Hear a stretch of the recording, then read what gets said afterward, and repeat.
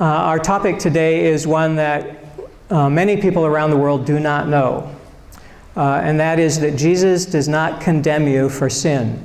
Many people get in the habit of feeling condemned by themselves or by their family system or by the community. And in some cases, the kinds of things that they're doing are unhelpful. They are things that the person should give up if they want to have a better life. But often people feel shame even when they're not doing anything that's wrong, just because they're in a toxic environment. So many people start to believe that God shares this same attitude towards them. And it's true that God does want you to do things that are helpful, that are healing for you and for the community, and that God is sorrowful when you make choices that will bring consequences that are unhealthy and unhelpful. But God sent Jesus to die for us and for the sake of our sin, so that we could be set free. So rather than condemning us, Jesus does not condemn us. Jesus spent his life so that we could be freed from condemnation and freed from judgment. So that's our topic today. We're going to start in Leviticus 20. We're looking at a particular kind of sin today, just as an example of how Jesus and God treat all the kinds of sin that there are. Leviticus 20 is in the middle of a number of texts that are teaching Israel what kind of society would be most beneficial. And the rule in Leviticus 20 will catch some of you by surprise. It says, if a man commits adultery with the wife of his neighbor, both the adulterer and the adulteress shall be put to death. So there should be capital punishment, and the capital punishment should be for everyone who commits adultery. You know, if that was practiced today, we'd have a smaller population, because there are just a lot of people over the course of their lifetime who fall into this, sometimes intentionally, sometimes not. And so it's worth probably considering this for a moment. Why would it be that this would be set out in the foundational rules of Israel? Why would it be this strong? And the only reason to have a statement like this that's so strong is if the activity is so destructive, right? So if you can imagine a society where this rule is being actively enforced, at first what you're going to have is a number of people who have their lives end early. And then, rather quickly, the rest of society is going to conform, right? If everybody knows that the cost of adultery is not just wrecking a marriage and hurting the kids, but the cost of adultery is the loss of your own life, then many people will decide that is not worth it. So as the nation of Israel is being formed, what Moses is trying to put in place here and the laws trying to put in place is a society that so respects families that we seek to build up the husband and wife in a relationship and encourage them and make sure that their family unit's intact and that they can be a blessing for themselves and the following generations. And we do everything we can to try and make sure that that marriage lasts and that there's no opportunity for people within the marriage to think, well, if only it would be better. The reality is, every situation you're in, if you're the kind of person who is discontented, you'll be discontented wherever you live, whether it's Kansas, Milan, Nova Scotia, doesn't matter where you move, wherever you go, there you are. And if you're a discontented person, you're going to be discontented no matter whether you're in a savanna or a bayou or a desert, tropical paradise, it won't matter. Some of us get caught in trying to appease discontented people because we think, I'm just so tired of their complaining. If I just give them what they want, then at last we'll have some peace. And it may, in fact, work momentarily. But a discontented person, if you give them their way, they won't be happy forever because they're discontented at their core. And they will continue to complain. So you may get some temporary relief by giving a discontented person what they say they want. But for the most part, it's a strategy that won't work. What will work is for their heart to change. But if their heart doesn't change,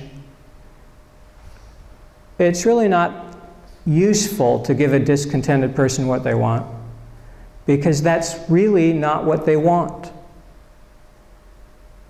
What they really want is transformation. And they won't get it by you caving in to what they say. So that's off topic a little bit, but I think it will be helpful for some of you this week as you encounter people that you have been thinking in the past, well, if I only give them this. And the reality is, if you only give them this, you need to read the book If You Give a Mouse a Cookie. If you haven't read it yet, because if you give a mouse a cookie, they're going to ask for something else. And if you give them that, they're going to want something else, and something else, and something. It doesn't end. All right, so back to Leviticus. Marriage is so important that as the nation of Israel was being established, they put it into their law that if you commit adultery, you should die. Hebrews 13.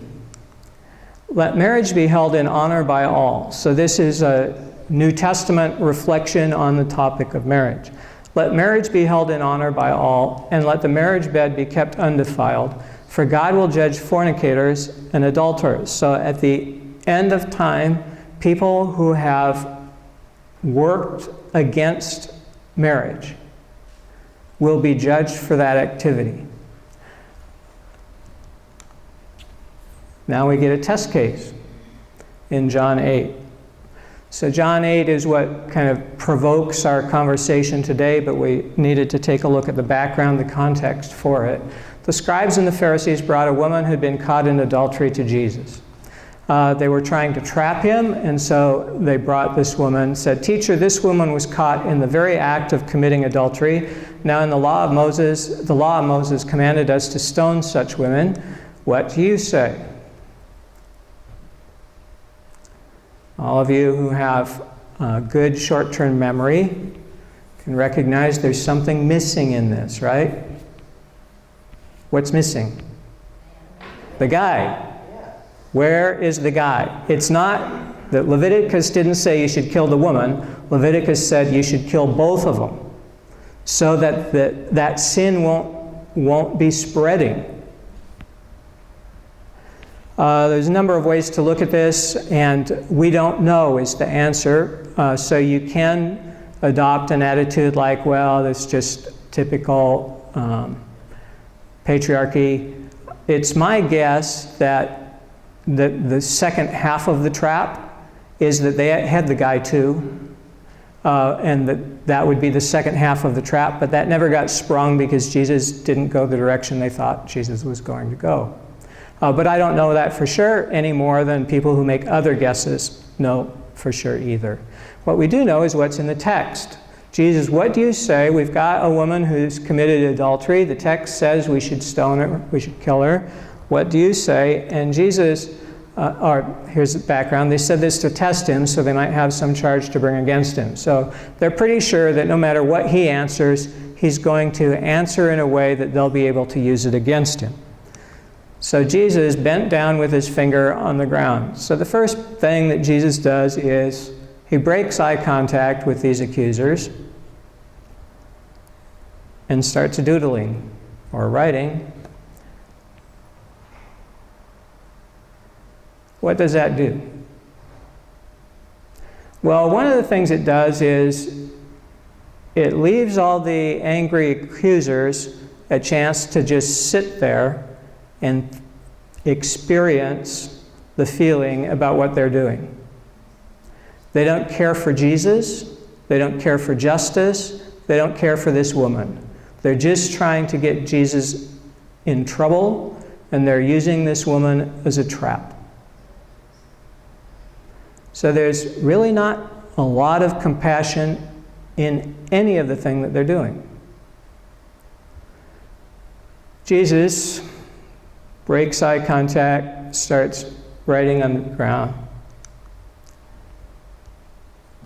Look at what the text says. They kept on questioning him. So it wasn't just they asked this once. It's like being at a press conference. Wait, what do you think about this? What do you think about this? What do you think? Sir, ma'am, we've got a question. We've got 20 questions. We've got an incessant appetite that cannot be sated. Because we're really not trying to get the question answered, we're trying to get you in trouble.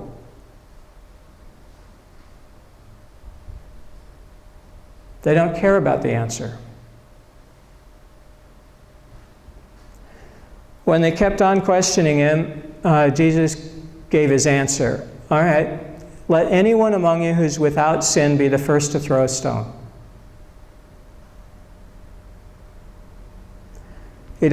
Jesus doesn't challenge the law. He just says, for those of you who want to carry out this law and are sinless, maybe you haven't committed adultery. That would actually be helpful. But if you haven't committed adultery, but you've done something else, you need to be focused on your stuff. So Jesus doesn't say this directly in this story, but he does in the rest of his teaching. Say, if you're going around taking a look at other people's problems and sins, you've completely missed the point. If you look at other people's problems and sins with compassion and understanding and love, that's how God looks on them. Help them out. But if you look on them with condemnation and anger, that's how Satan looks on them. And what you need to do is change yourself, not them. Because that resentful, callous attitude will cause you to be not included in God's kingdom. And you may think that the other people are doing wicked things that will keep them out of God's kingdom, and not recognize that your attitude is putting you dangerously close to being cast out of a place where love prevails, and you don't have any. So Jesus says, let anyone who's without sin be the first to throw a stone.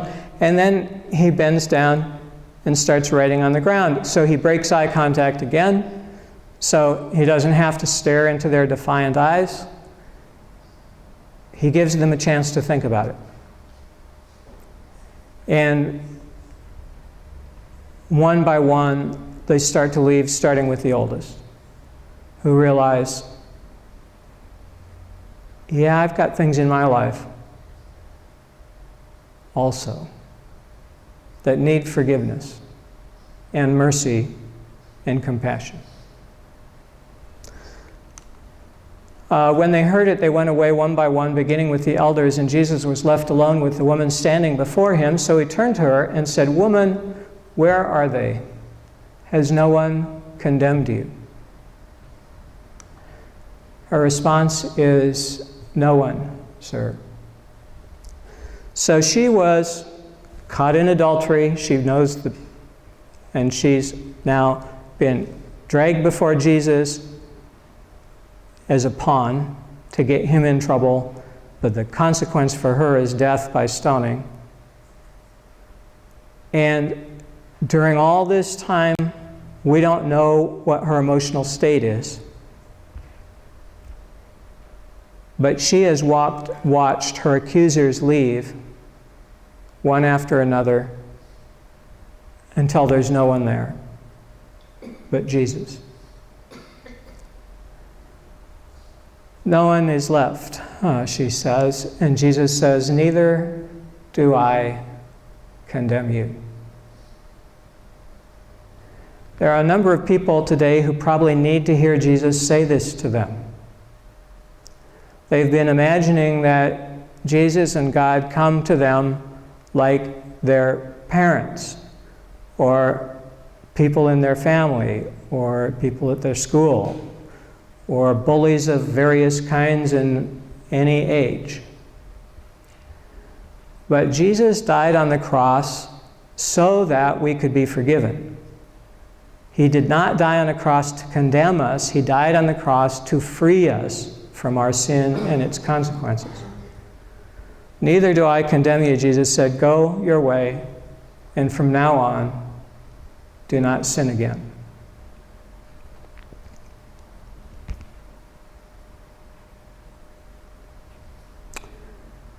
Well, if you're caught in something, you know that when Jesus says this, it's going to be kind of hard. Because the easiest way to avoid sin is to never experience it. And once you have experienced something, it's difficult to back away. Peter at one point asked Jesus, how many times should I forgive someone? 7 times? That'd be good, wouldn't it? And Jesus in one of the times said, how about 70 times 7? And this wasn't to get a number, 490, that you could move your way toward, but just to say that there's no limit to God's mercy and gracious forgiveness. So Jesus says to each of us, go and do not sin again. And if we walk away and sin, we need to come back to Jesus and hear the same message. Go and do not sin again. It's helpful to us and to our family, to our community, to the world when we don't sin. But when we do, we need to go to Jesus and hear these words.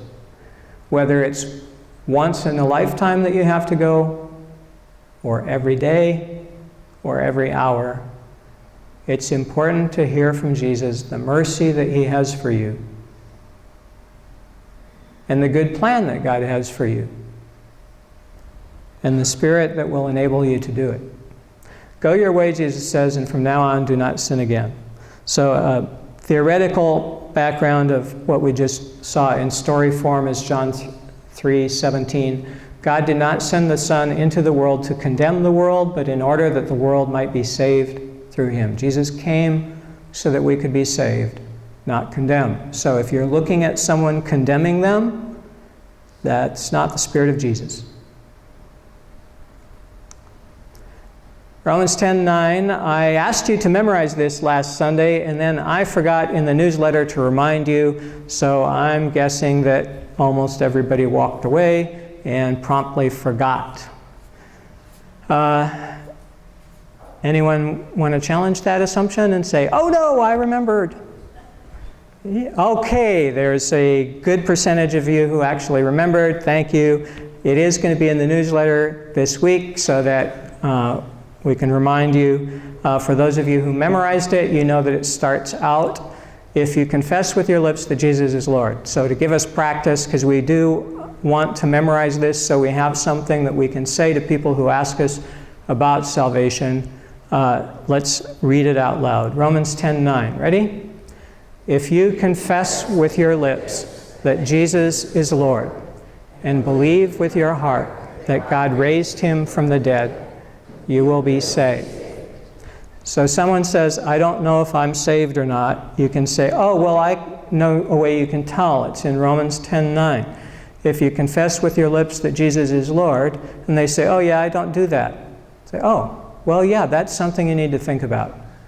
But if they say, oh, no, I do that, and then if you believe in your heart that God raised him from the dead, oh, yeah, I believe that, then there's no gray area. You will be saved. If someone says, yeah, I don't believe that God raised him from the dead, well then, yeah, that's not the same. That's something to think through.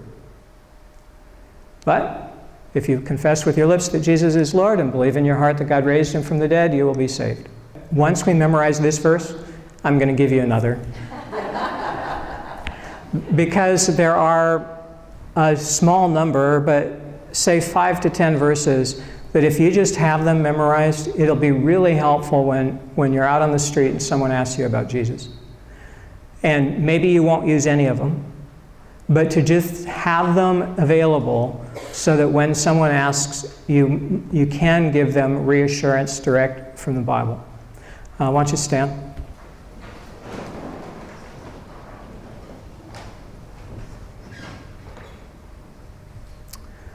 God, there's people today who are feeling like the woman brought before Jesus, that they've done something that others are saying is not good, not helpful.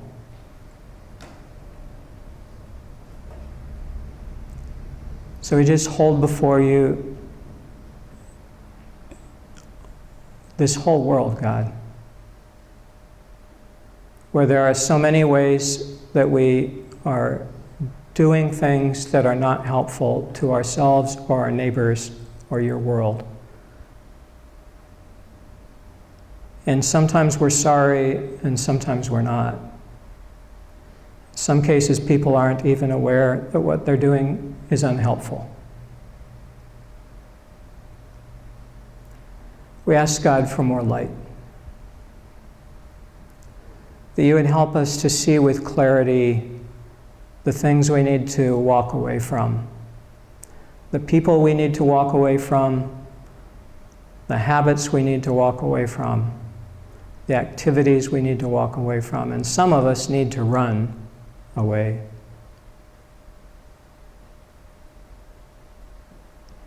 And the habits and activities and thoughts that we need to run and walk to.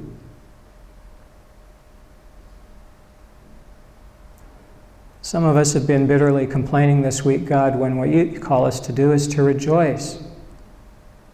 And that poison has entered our system. And we've spread it to our neighbors and friends. Others of us have other things that we've done that have spread poison throughout your creation.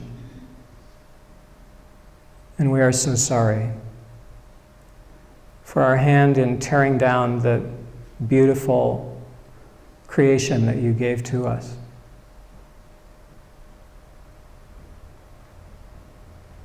We're so grateful that we can come into your presence, Jesus, and hear your words, I do not condemn you. Go and sin no more. We ask that you help us to be free of the sin that so easily entangles.